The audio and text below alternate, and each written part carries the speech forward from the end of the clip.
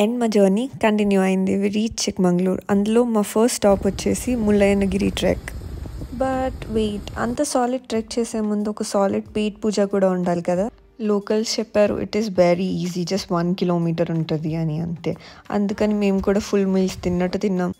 First ఆ 1 kilometre reach అవ్వడానికి ఒక జీప్ ఎక్కి ఆఫ్ రోడింగ్ చేసాం. అక్కడికి వెళ్ళాక చూస్తే తెలిసింది అది 1 కిలోమీటర్ కాదు, ఈజీగా ఒక 10 కిలోమీటర్స్ ఉంటుందని. ఎంతో డిస్టెన్స్ ట్రావెల్ చేస్తే కానీ రాలేదు ఈ స్టెప్స్. నాకు తెలిసి మేము ఎక్కిన ప్రతి 2 స్టెప్స్కి అడిగి ఉంటాం ఆర్ వి దేర్ యెట్ అని. కానీ అక్కడ మేము పడ్డ స్ట్రగుల్స్ అయితే అంత ఇంత కాదు. జనరల్గా అంటాం కదా గాలికి ఎగిరిపోతామేమో అని, అక్కడైతే మాకు అలానే అనిపించింది. At the end these are all the memories కదా we're going to cherish for ever.